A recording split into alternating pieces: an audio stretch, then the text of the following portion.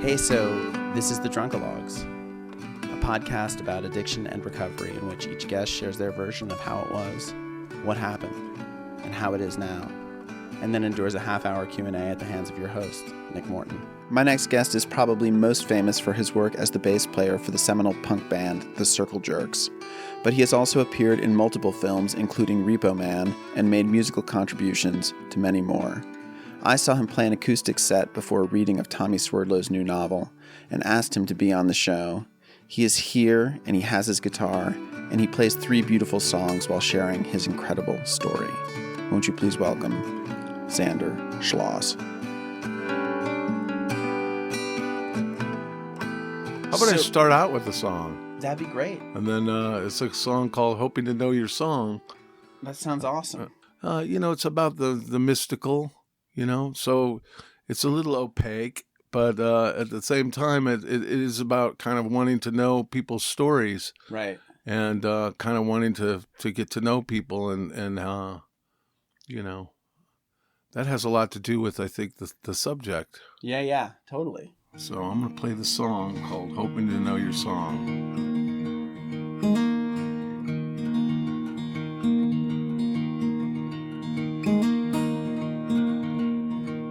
Okay, let's get it started.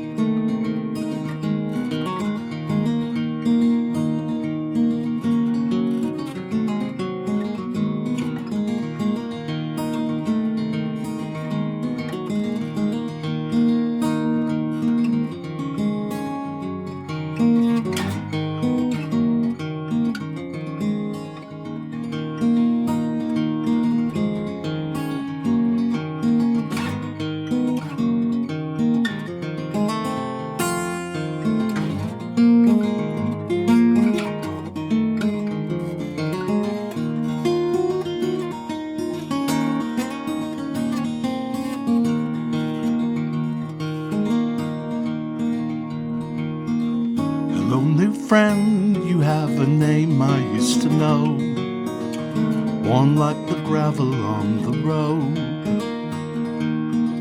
One single drop of rain, the moment's drawing near, a starling whispered in my ear.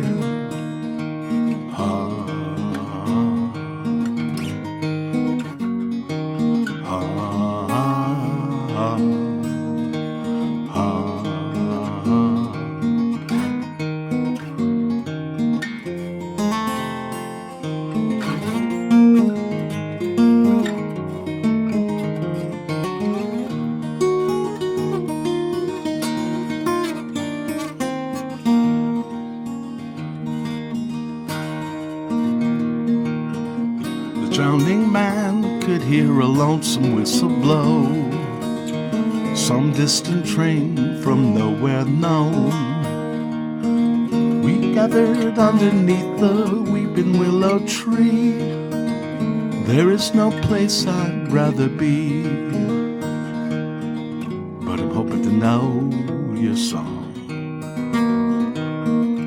I know that I'd like to sing along.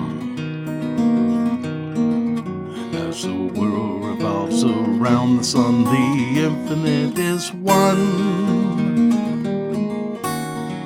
Hoping to know your song.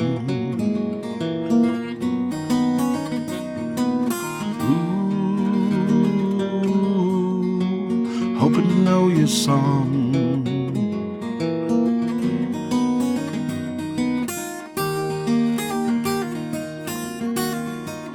Hoping to know your song. Ooh, hoping to know your song.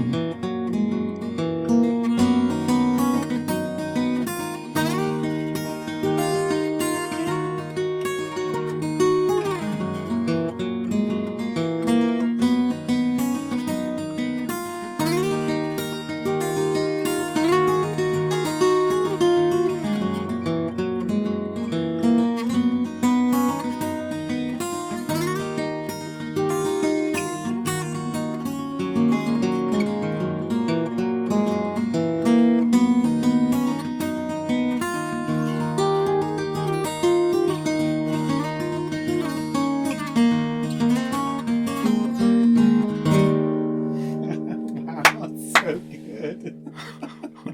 It's Thank just you. delightful, man. I really like.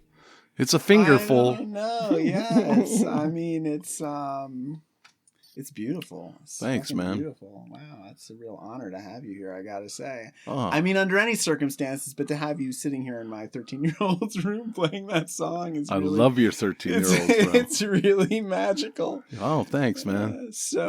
Yeah, and what a great place to begin because yeah, I'm hoping to know your song. Well, I'm hoping to know your song too, and hoping to know a lot of people's songs, and I want them to know my song as well, and Right. that's why I've learned to the transparency Right. Sure. is really, really important, is pertaining to the subject matter that we're talking about. It used to be that, well, I know when I was a junkie, Right. I liked to lie, and I Right. lied for no reason. Right. And, it caused a lot of pain and a lot of confusion. Sure. And into probably my early sobriety, I continued to lie about things, and there was absolutely no reason. And the same result happened, but it happened in sobriety.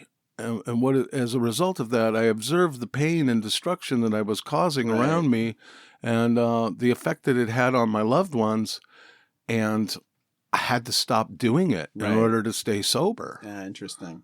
It's funny. I was just reading this review for the new Mr. Rogers movie that comes out. I guess he says at some point in the film, if it's human, it's mentionable, and if it's mentionable, it's manageable. Wow. And I was like, profound. I was like, I've never received such like profound wisdom from a film review, Well, wisdom is something that I've been trying to acquire, but late in life. I mean, I got sober when I was 44 years old. And how old are you now? I'm 58. 58. So you've been sober for 14 years. 14 and a half years. And where were you born? I was born in St. Louis, Missouri, home of Chuck Berry and Miles Davis. Nice. Yeah. And then how did you find your way to, I mean, there's two stories, I guess, that are equally interesting to me. One is your musical career and your career in the entertainment business, but then also, obviously, your history of drinking and using and recovery. So, I guess so you started in St. Louis, and is music always a thing for you? No, music was a form of resilience that I picked up when, the world around me wasn't making sense, and it was too much to bear. Like what was not making sense to you? Well, growing up, it's like I would say that, have you ever seen the show Mad Men? Yeah. Well, my dad was Don Draper. Right. For real. Like pretty down much. To like the false identity and that kind of stuff? Down to the false identity, down to the suits and the ties and the martini lunches and stuff like that, So on that side of my family, there was my dad, who was a gin drinker, a gimlet. He used to like to drink those gin martinis. Sure. And on my mom's side of the family, I come from 3 generations of meat packers union. So my grandpa was a butcher. My uncle worked in the slaughterhouse. And, the thing about it is that everybody was drunk and everybody was out of control. Sure. Over on my mom's side of the family, it was Falstaff beer. Right. And chain smoking cigarettes. You remember those little beanbag ashtrays with the little spinner in them? Maybe you don't. Maybe you're too young for that. Tom remembered when I told him. But the thing about it is those ashtrays were always full of Pall Malls and like Lucky Strikes and stuff like that. So when I looked around, I see people chain smoking, and my dad's drinking gin. My grandpa used to have a bottle of peppermint schnapps that he rolled up in the newspaper, and he gave me pulls off of it when I was like a little 6-year-old kid. But what Grandpa didn't know is when he went into the hardware store, I loved that burn, and I felt that the sweetness really got to me too, because I love sugar. I'm a sugar addict. So I'd take pulls off of the schnapps when he was in the hardware store. And my dad, with the gin martinis, they always come with an olive in it. Sure. And I always used to ask my dad for the olive. Right. You know what I mean? But the thing about it is what my dad didn't know, I wasn't asking for the olive because I liked the olive. I was asking for the olive because I liked the warmth, the sting of the gin on the olive. Totally. And so then when was your first like boozy experience? Like Well, it's funny because it was like it was a two-tiered thing. Like my grandparents, they were salt of the earth, like kind of like I described, meat packers. They had a place out in Raleigh, Missouri, in a place by the Gasconade River, in a place called Raleigh, Missouri, and a little clubhouse. It was called Club Nagagami, right. And I wandered into a room in one of their cabins that was filled to the ceiling with Falstaff beer. Right. And I can remember walking in there, and they had the curtains that were made out of beer tabs and stuff like that. And I walked through the beer tab curtains into this room that was like, it seemed like it was just like a beer heaven. Right. And me and my brother cracked open a couple of beers, and we drank them as quickly as we could and looked at each ourselves in the mirror and just sat there and laughed. But that was my first, And how old were you at that point? I think I was probably about 6 or 7. Right. You know what I mean? I'd already been like eating those olives and taking shots off the schnapps. So now my dad, being the Don Draper type, he had a wet bar in his house. And so I would make mixed drinks, and he had a drink menu where you could just cocktail recipes, all the ingredients, right. My favorite thing was a hurricane. What was hurricane is everything mixed together. Just shake it up. So I was like getting blackout drunk by how old? Like 10 years old. Right. Wow. Yeah. And was anyone noticing? No. No. Yeah. No, the adults were all drunk. Yeah. They had cocktail parties. I'd come down, and like everybody was drunk. My grandparents were drunk. My aunts and uncles were drunk. I was just telling a story today. I work in rehabilitation now, and I run a therapeutic music group. Oh, nice. And we were talking about the holidays, and I was talking about a story of Thanksgiving dinner. My aunt was at the table, and she used to like those old fashions or whatever. Right, sure. But my Aunt Amy had gotten so drunk that she passed out at the table, and the men carried her into the bedroom. And then my grandpa comes out, and he has this look on his face like something terrible is happening. He shakes his head and he says, "Kids, your Aunt Amy has passed." No way. He says, "She's gone. Praise the Lord. She's gone to heaven." And like 2 minutes later, Aunt Amy comes out and burps. Oh my God. But that was my family. It was wow. Knife fights in the kitchen over who's going to carve the turkey between my uncle and my grandfather, with my grandmother saying, "Lord, take me now." Right, totally. And she used to say every Christmas, she'd say, "Kids, this is Grandma's last Christmas." She'd gather us kids around, and we'd all be crying, "No, Grandma, no." That's hilarious. And so then how does it, does it progress through high school? I mean, where do you go to high school? Well, when I was 10 years old, my sister Melanie, who this is in the 60s, I was born in 1961. She invited 9-year-old, 10-year-old Zander into her room, and she had some Temple Ball hash that was opiated. Nice. And she smoked this hash with me. And I was like the youngest of 4 children. I was, 10-year-old kid.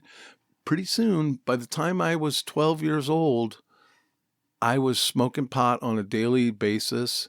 Right. And I think she took me to Kansas City. Like, we drove all the way to Kansas City. They got a motel, and she gave me a Quaalude.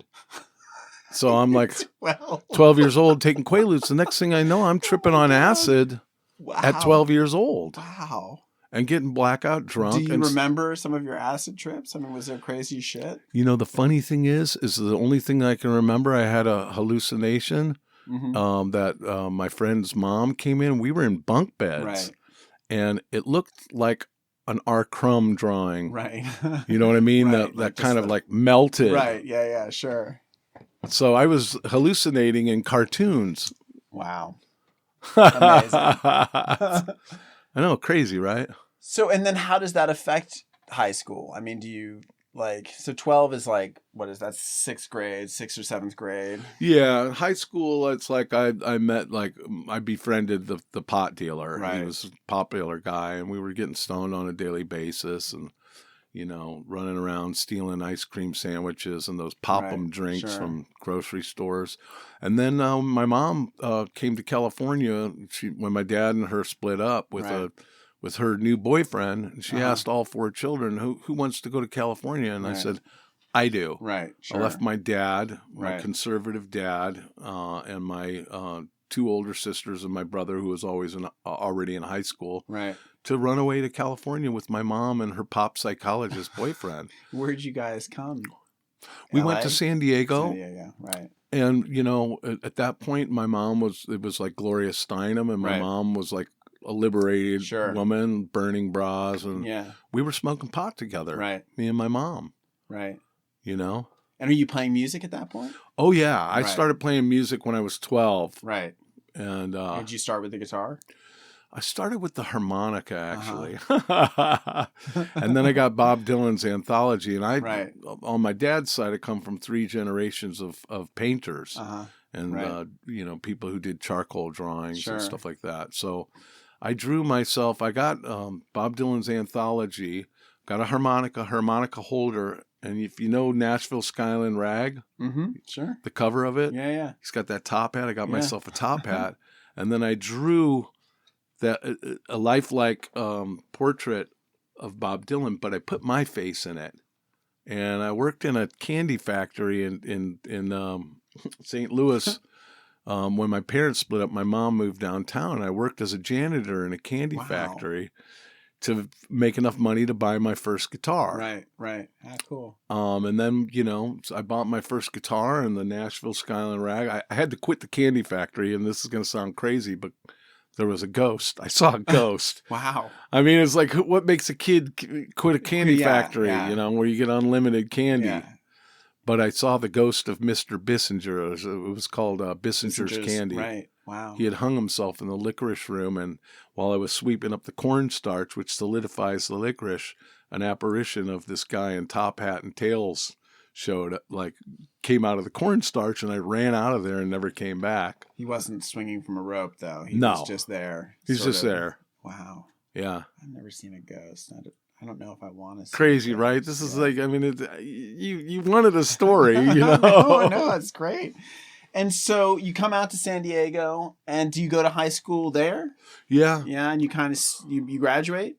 Yeah, And barely, you know. When but are you into it or no? I mean, No. no. And are you absconding to places and playing music and stuff, or I'd just hitchhike. I'd hitchhike to school with my guitar on my back and a Right. skateboard, and I literally like trip on mushrooms or something and go in, and I'd see there's a test there for arithmetic. I'd just sign my name and go back out Right. and play guitar and smoke more pot. Nice. You know.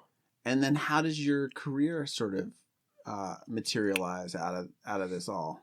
Well, it's interesting because my last scene, I'd gotten into rock and roll, like, Right. you know, Led Zeppelin and Black Sabbath and Jimi Hendrix and all this stuff. I wanted to be a guitar hero. Right. But my last year of high school, I started getting into jazz because I Mhm. thought, wow, this is a lot more complicated. It's Right. hard, more difficult Yeah, to play. So I lived with my jazz teacher Mm-hmm. for a year and painted houses down in San Diego before I had the opportunity to come to music school up in LA. Mm-hmm. Now, by the time I got, to music school, I had already learned everything that the music school was going Where to did you teach go to me. music school? Oh, I'm embarrassed to say, Guitar Institute of Technology. Right. Right. It's not really music school. It's like it was for me. It was like a place to get into Sort of a way out. LA and Yeah. like get into the competitive stream. Right. Sure. You know, That's cool. Yeah. so So you migrate up here to do that, yeah. and how's that? Where do you live? I lived with another guy who had just gotten out of a rehab in San Francisco, and he was a macrobiotic coke dealer. Wow. And This is what year? We're like 73. no, or something? come on, Later. dude. I'm not that old. You said you were born in 61, right? So we're all right. So Let's get it. we're- Okay, so I we're graduated 81. in '79. I moved up here like around like 1981, Right. and lived with this coke dealer. And I met a guy at a 7-Eleven one night, and he had a pair of drumsticks, a black guy. Right. And I said, hey, I said, you a musician? He said, yeah. I said, you a musician? I said, yeah. He says, what kind of music you play? I said, what kind of music do you play? Right. He said, funk. And I said, oh, I play funk too. And he said, "Come and join us. We got a gig tomorrow down in Inglewood." No and I way. was like, or down in Watts. Right. I was like, okay. So I brought my guitar. I pull up to the alley, and they're packing up their stuff. The rehearsal's over, and they say, "Just come to the gig and just improvise." Right. So we're driving through Inglewood, and I see these big metal towers. I'm like, I've never seen these things before. We're going to the Watts Festival. Right. That was my first gig in Los Angeles. Was amazing. the Watts Festival with this funk band called the Juicy Bananas. But like, How'd it go? Oh, well, they were screaming at me, "Get the fuck off the stage," until I just started playing, and then I got pats on the back. Oh, how amazing. That started my career here in Los Angeles, but I spent my first 2 years playing in a funk band down in Inglewood, Compton, and Watts. Amazing. Just say yes. Yeah. That's cool. Yeah. I mean, I know this doesn't have much to do with sobriety. No. It's all, to me, it's like, as I was saying recently, I was like, what I really am interested in is the story of a life in the context of recovery. Yeah. How do you get from, a place of kind of innocence that we all share at some point to this place of, sort of desperation and confusion, and then sort of claw your way out of it. I mean, that's what interests me. And well, I'll tell you what, like this guy that I was living with, the guy who had gotten out of microbiotic coke dealer, we went back to Chicago to play this blues festival, and he introduced me to a guy that used to be his heroin dealer. Right. This guy named Walter. And we traveled down with Walter down into the hundreds down in the south side of Chicago. Sure. To score some heroin. Right. And I was like, okay, well, here we go. We went into this place that was apparently a shooting gallery, and there were people laying on the floor and flies, and it smelled and trash everywhere. And they break out the needles. And, Billy hits himself up, he hits Walter up, and then they hit me up with the needle. And at that moment, the rush that came over me, it was like I had been terrorized from being in that situation. And what was even scarier was what happened next, is that I felt like I was home. Right. And I felt like the whole thing was transformed into something that was okay. This insanity seemed completely natural to me. Right. And I could have stayed there forever. And that scared the shit out of me. Yeah, that's wild. And at what point does that pass, or what gets you to leave? Well, when the high passes, that passed, and I was so scared to shoot up again that I never did it again. Really? No. Huh. But then I was introduced to Chasing the Dragon, which was like, like a less intense version of it. Yeah, kind of getting into the scene here. I was playing with the Circle Jerks. And how'd that happen that you ended up with the Circle Jerks? I mean, such a seminal, sort of famous band. Well, I was in this movie called Repo Man, and I knew the director, and he liked the Juicy Bananas. Alex Cox. Right. And he wanted. How did you end up in? You knew him, so he put you in the movie for kicks. Well, when I moved to LA to go to this music school, I spent a lot of my time down at Melnitz Hall at UCLA Film School, putting up posters that said, "I will score your film for free." And so nothing's changed. I met a lot of filmmakers back then. Oh, wow. And did music for their student films. Yeah. And Alex was somebody that I encountered, and Alex was a grad student who was getting ready to, break into doing features, and he was writing his first feature film script, Repo Man, which I think that he took a lot of the character that I played from some of the stories that I would tell him about working these little, menial jobs and stuff, and so I ended up playing Kevin the Nerd in Repo Man, which is a whole story in itself, but. From there, I met the Circle Jerks for the first time. Because they're in the movie as well. They're in the movie as well. Right. But, and I met, I went on to do more films with Alex and do music, contribute music and act in his films. Right. So when I went and did guitar for Sid and Nancy over in London, I met Joe Strummer. Right. And then I did Straight to Hell, and I met the Pogues, and I met Joe again, and ended up collaborating on this song called the Wiener Song with them. He's like, hey man, you're playing Kevin the homeless hot dog vendor. You need to have a a song to sell you wieners. Right. So we wrote this song called Salsa y Ketchup. Like the moment I walked into the hotel in Right. Almeria, Spain, he sat me down, and I am collaborating with Joe Strummer from The Yeah. Clash. Wow. That's You know. wild. And you guys have collaborated on a lot of things. Yeah, well, Subsequently, right? I ended up being his musical director and guitar player for several years. Right. But that was from when we went down to Nicaragua to do the film Walker. Right. I would always bring my guitar with me. I was always curious, and ended up he ended up asking me to come and play all the Spanish instruments on the film score. He did the score for Walker. Right. And that started our collaboration for amazing. real.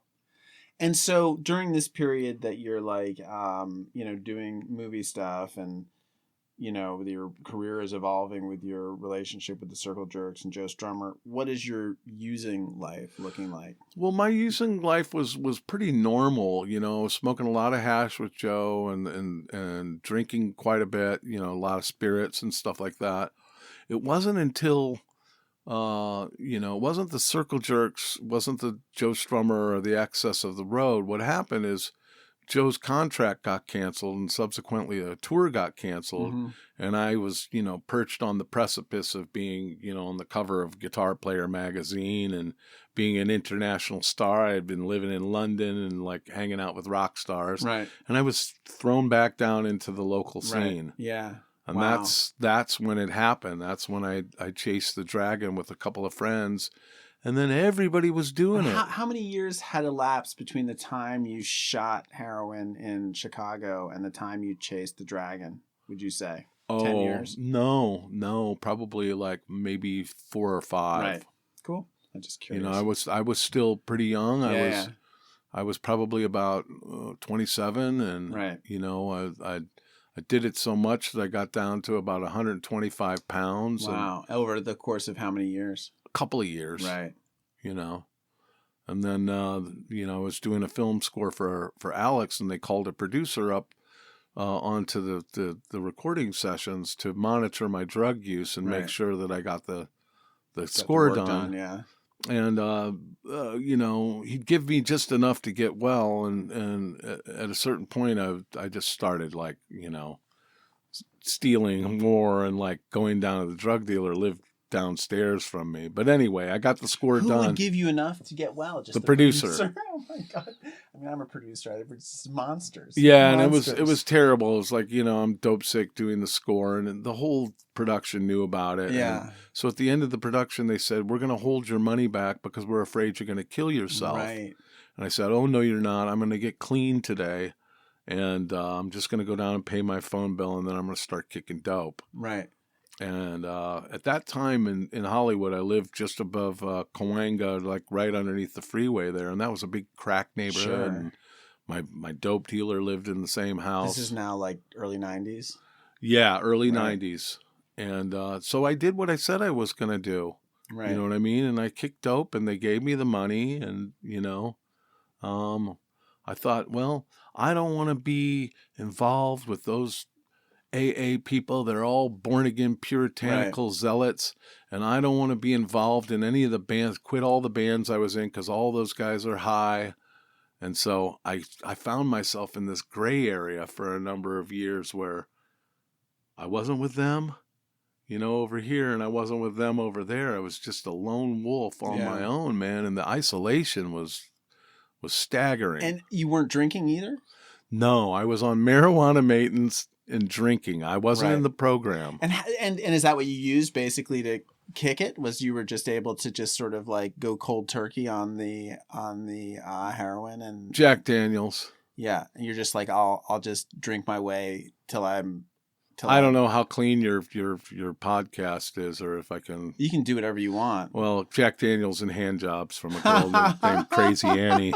I mean, it's amazing how much how therapeutic a hand job is When you're kicking, yeah, for sure. Totally. You mean, know? I've never kicked, but like I've definitely had my share of emotional ups and downs where a self-administered hand job saw me through like the terror. Yeah. So, I mean, it was terrible. And so I went through that gray area for a number of years, and I thought, I'm the miracle because I Right. didn't go back to heroin and I didn't That is smoke any amazing. crack. Yeah.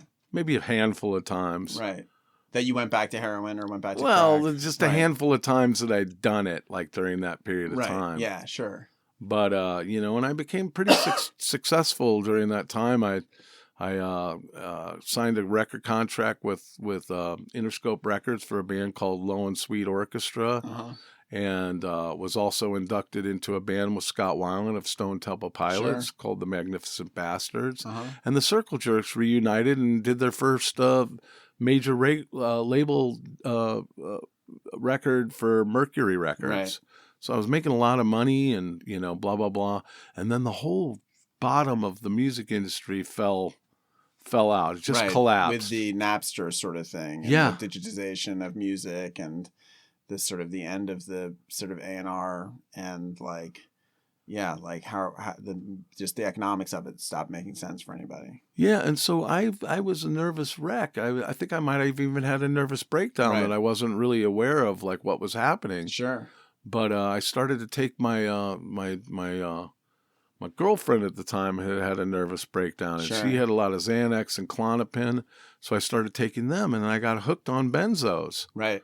And then other circumstances happened, and one night, her and my landlord, who was a Vietnam vet, they've been sitting around getting drunk and, swapping pills and stuff, and they said, "Hey, Zander, when we first met you, you were a junkie. Why don't you go and get some heroin?" And I thought, oh, that's a brilliant idea. And you know what? I played the tape through. I was miserable. Right. I wasn't playing music, and, I had this girlfriend that I was trying to get rid of because she was like weighing me down, and this landlord who was hanging around my house getting drunk with her.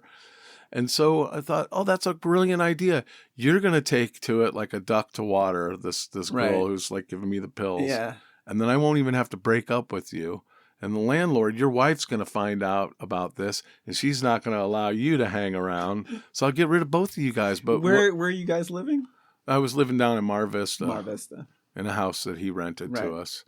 And he had a little office in there. But so I played the tape through, but I didn't play the tape through enough. It worked like a charm. His wife found out. Happen. His wife found out. She took him away, and her family found out, and they took her away. And then I was left in an empty house. You know what I mean? You and your H.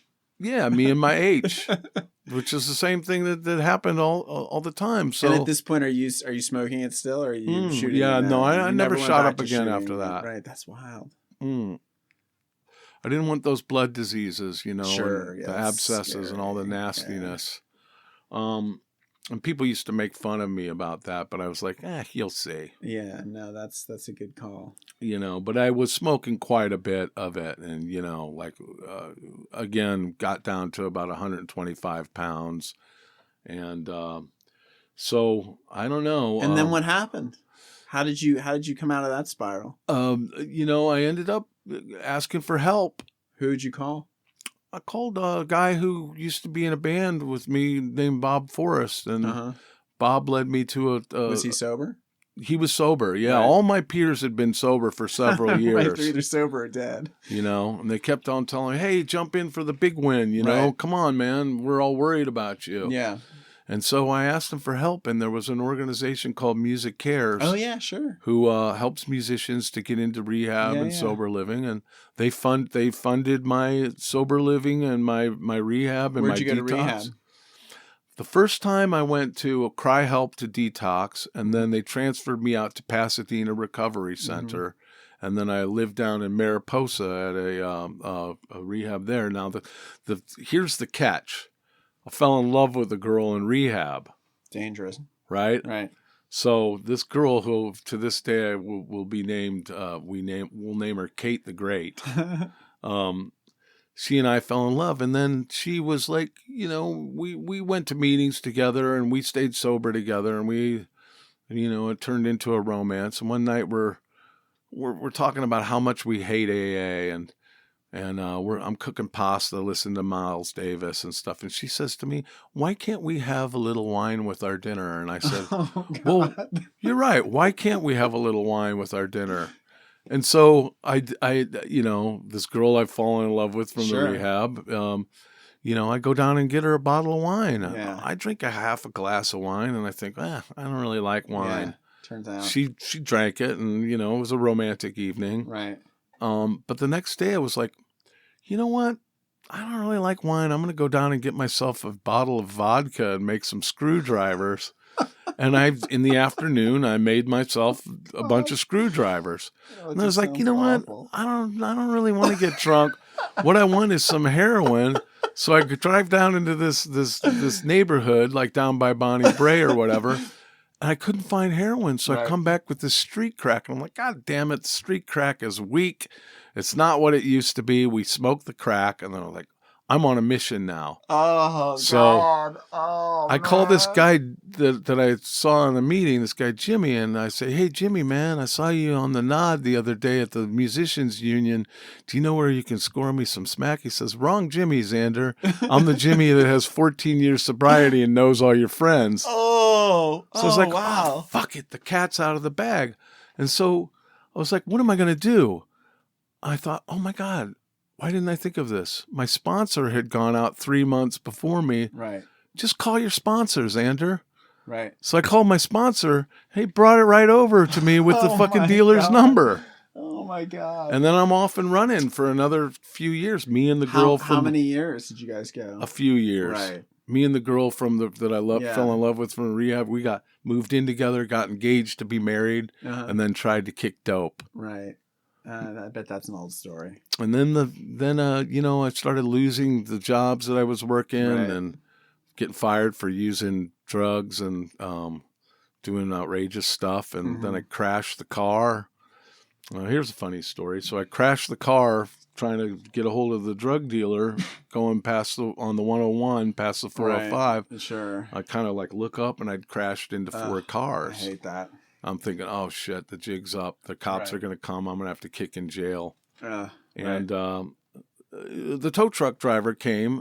I didn't get busted by the cops. I was like, oh, this is a miracle. Right. And so he takes me home and pull this wrecked car in front of my house. And I put on a pair of roller skates and roller skate down to Alvarado. Right. In the rain down this big hill. Oh my God. With my, tin foil and everything and smoke the heroin in the alley next to the drug dealers. The next day I had a brilliant idea that I would take that wrecked car and I would take all the VIN plates off of the car and then have somebody push me down into Elysian Park and light the car on fire. Right. That's how I would get rid of the car. The thing about it is I forgot there's a VIN plate on the engine block. So I got caught for lighting the car on fire.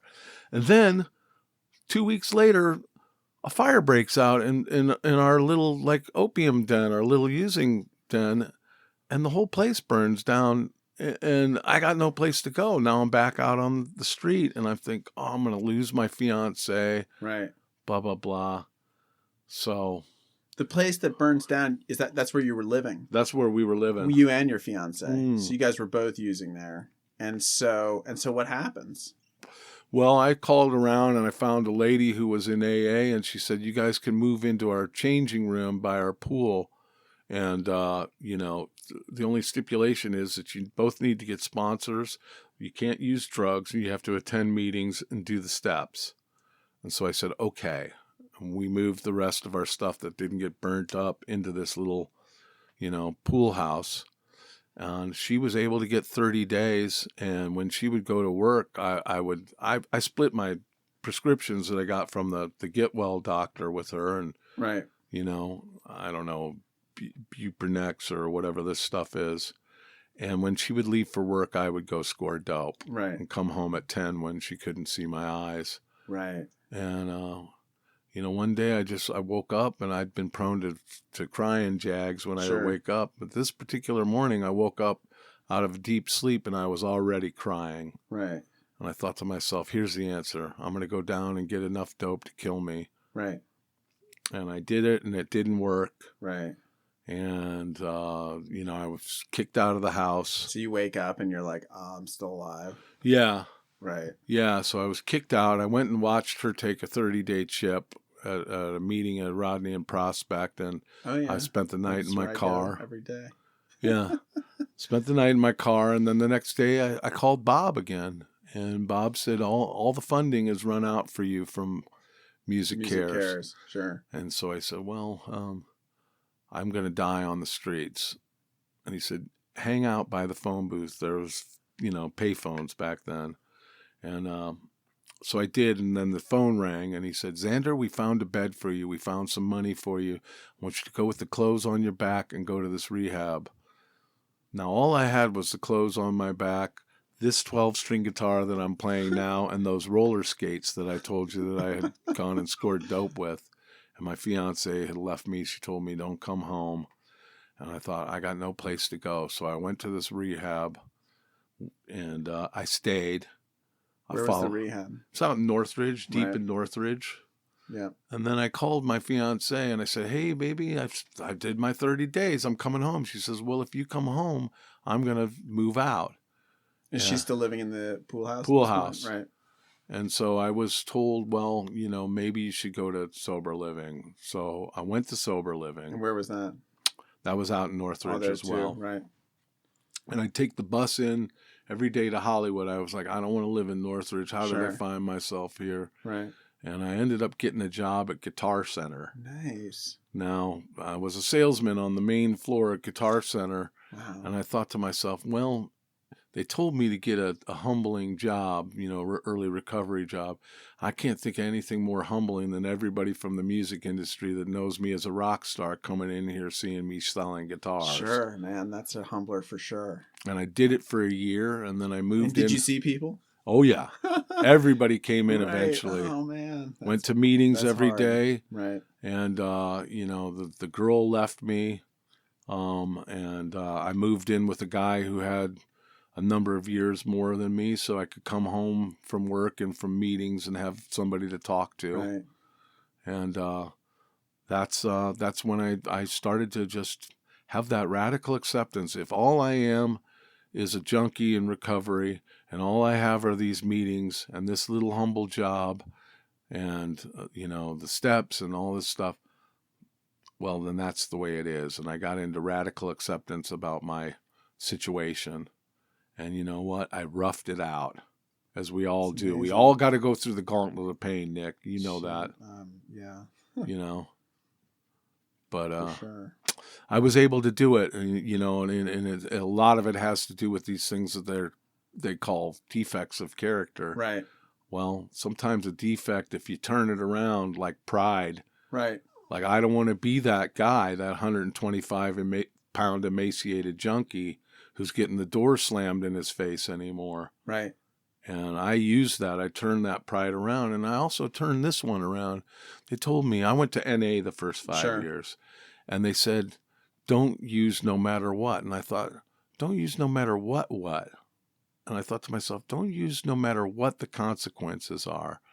And I said to myself, well, Zander, you used no matter what the consequences were. Your house was burning down, your cars were crashing, you were losing fiancés and jobs. And I said, well, those are the hundreds of consequences for being an active junkie, or alcoholic. Right. Well, what are the consequences for staying sober? And I thought to myself, well, I have to do a little bit of work, and there's a bit of discomfort. Yeah. And that's all I could figure out. So I thought, well, in lieu of those hundreds of consequences, this is not something that is as many consequences. Yeah, it's amazing when before you get to that point, though, how the consequence of discomfort, whether it's spiritual, emotional, or physical, seems so unacceptable. Yeah. Where you're like, I'd do anything. Then I'd rather do anything. And you don't even, I feel like your brain doesn't even understand. It doesn't understand that calculation that you've come to articulate, that that you're basically saying to yourself, I would rather burn my house down than feel uncomfortable. Right. And so what's it like now? So you work at Guitar Center for a year, and what's Zander Schloss's life like now? Well, hard to tackle that whole myth of being a rock star, you know what I mean, and find humility. And, you know, it wasn't the excess of the road that really got me. What I realized in retrospect is it was coming home and not having any kind of structure and only thinking of myself was the thing that got me loaded. Right. You know what I mean? So now I work in treatment. Right. And I help other people. And, you know, if there's one answer that I could find, one maintenance program that I could find that really works for this thing is not thinking of yourself, but thinking of others. Yeah, sure. You know what I mean? Help another person. It's amazing. It's miraculous. It doesn't even make sense to me sometimes, but I've definitely been in situations where I've been so angry and full of rage and resentment, and instead of whatever acting out, I've gone and helped someone, and it's gone. Like all of that insanity disappears completely. Yeah, like a miracle. Well, I mean, I do this experiment, and I'm able to go outside myself now and observe myself. Right. When I think of myself and my will and my desire kicks in for what I see in my definitive vision is going to make me okay, which it doesn't. Right. All right. That's when I find myself being ill at ease, right, and uncomfortable. Sure. Now, what happens when I think about others? I'm not thinking about myself. And as a result of working in this rehabilitation field, treatment field, right, I have to put myself aside 8 hours a day, 5 days a week. That doesn't mean that when I come home and I'm not always the same in the light as I am in the shadows. Sure. But for those 8 hours, and that's, I think, why those meetings work too, because you're listening to other people. You're not necessarily... I mean, a lot of people are thinking of themselves, but I mean, it's like... But you get taken out of it. You get reminded to be thankful. You get reminded of you get reminded of other people's problems. Yeah. Your own problems are sometimes put in perspective, and sometimes you hear a little a tool that you can use to, apply to yourself, and that, brings you some relief. Well, one of the things that I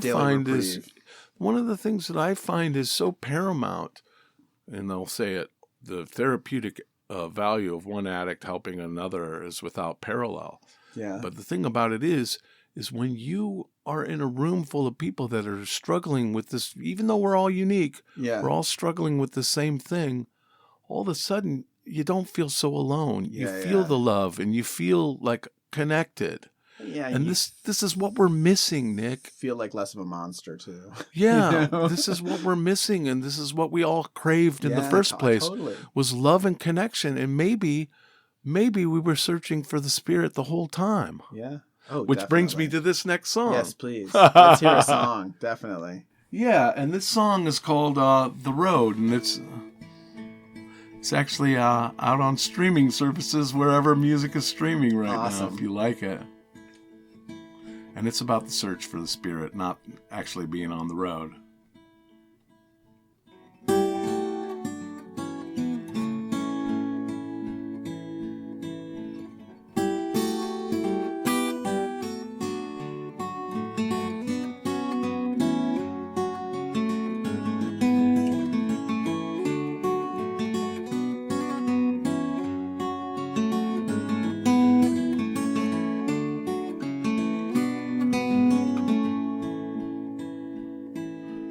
From end to end, sea to sea,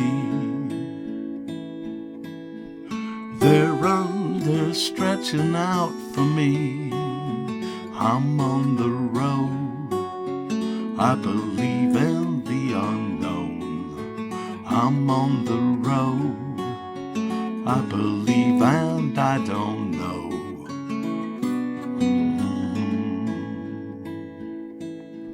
They're up ahead and above.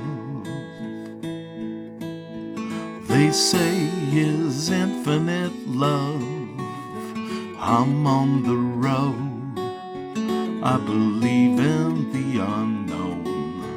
I'm on the road, I believe and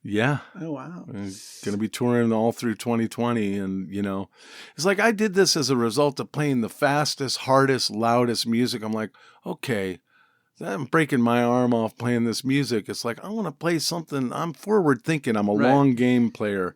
I want to play something that I can, God forbid I'm crippled or something. I could sit in a chair and still play it, What you played the other night? You played this, you played a Clash song.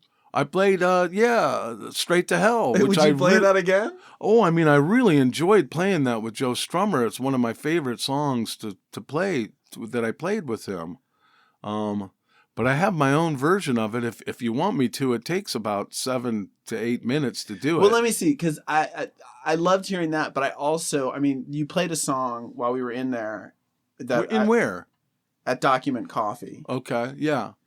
And, for Tommy's thing, right? I ran down from the rehab to play that when I went back to work, yeah. So, you played this song that was sort of like a meditation on your life. Oh, that's the one I was going to play. And that was what made me reach out to Tommy afterwards. So I was like, oh, that song felt to me like a guy who has been through recovery, Well, see, that's the one that I had planned to play it. So it's funny. Well, great. Let's do it then. It's funny that you should mention that. And I want to premise that by talking about the song a little bit. It's a song I wrote called I Have Loved the Story of My Life. Yeah. And it's like, how do you write a song about that? Right. You know what I mean? And really what it's about is it's having gratitude despite all the things that we go through. We all are coming from a sad story and potentially going to another sad story. Yeah. And, that's everybody, man. Not just you, not just me. Sure. But everybody. Yeah. So when I see them walking down the street, the reason why I write music is because it heals me and it's therapeutic for me. Well, and I, so I heard that song a month ago. I've thought about it a lot over the past month, when I've had things not go my way and try to think like, can I just love the story of my life? Can I love this failure too? And maybe what comes out of this failure, you know, as things fall apart, like what comes in their wake. And maybe that's better. Who am I to know? Well, I mean, the course is all about gratitude. Even though I've had to strive, I would never change my life. Right. I've learned from what it teaches, even when it falls to pieces. Right. I've had my ups and downs, but I'm still above the ground. Even when it makes me cry, I've loved the story of my life. Right. You know what I mean? And it's heavy shit. None of this stuff, if it's true, it goes in the song. It's like a good share for me, and it's supposed to be transcendent and healing. It does that to me. Right. And I'm hoping that it helps another person. That's my main goal in writing these songs. Absolutely. Let's hear it. Okay.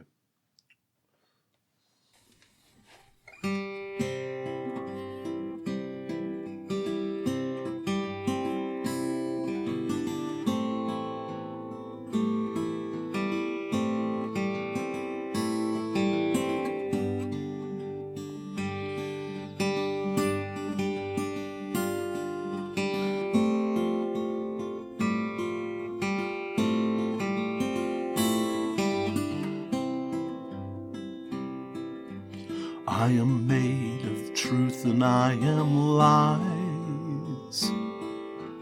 I am made of reason, I am rhymes. I am of my loved ones who have died. I am made of tears I've yet to cry. I am made of shadow, I am shade. I am of my dreams along the way, and am of my darkness out of sight.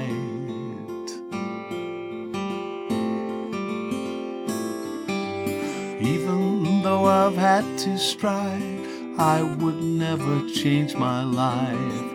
I have learned from what it teaches, even when I fall to pieces. I have had my ups and downs, but I'm still above the ground. Even when it makes me cry, I have loved the story of my life.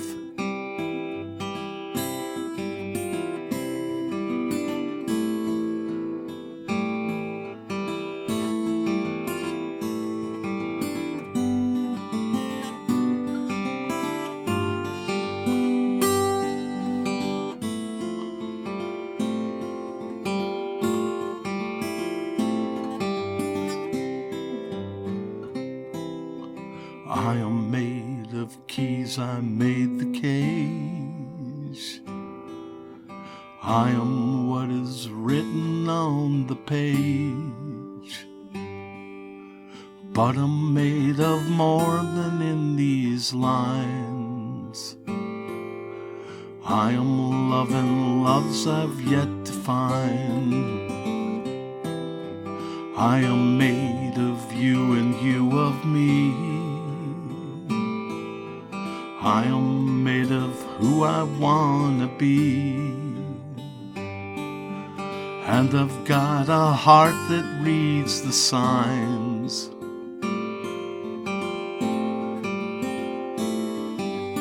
Even though I've had to strive, I would never change my life. I have learned from what it teaches, even when I fall to pieces. I have had my ups and downs, but I'm still above the ground. Even when it makes me cry, I have loved my story. Even though I've had to strive, I would never change my life. I have learned from what it teaches, even when I fall to pieces. I have had my ups and downs, but I'm still above the ground. Even when it makes me cry, I have loved the story of my life. I have loved the story of my life. I have loved the story of my life.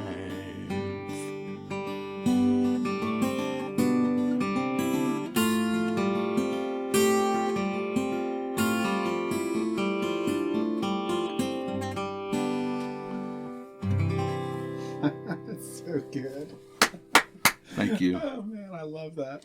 I love that. Well, I mean, certainly out of your life has come some beautiful art, man. I mean, Thank you, man. I don't know, sometimes I'm like, I'll turn this into art, maybe that's okay. Maybe that's, but, Well, it's a lot like recovery for me. It's like do the work and stay out of the results. yeah, There is no reward for the work that we do, Nick. The reward is the work it's we hard do. to remember, man. It's hard to remember, but you have to keep reminding yourself because this is an open air nut house full of obstacles, and we have to overcome those obstacles in order to pursue our passions. Totally. And to stay sober. Yeah. You know? Well, Zander, thanks so much, man. This was so amazing. welcome. This was really great. You're so welcome. I loved really, it. It's really enjoyed cool. myself. It's amazing. It's really neat. It's just great to hear all of that story, and then in the context of these songs. So thank you so much. Right? There's a chance for everybody.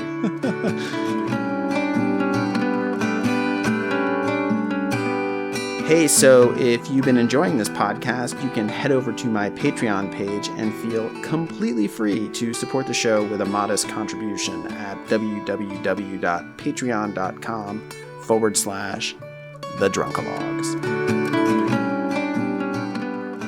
The Drunkalogs cover art is designed and created by John DeManil, and the Drunkalogs theme song is composed and performed by Stephen Stout. I am Nick Morton.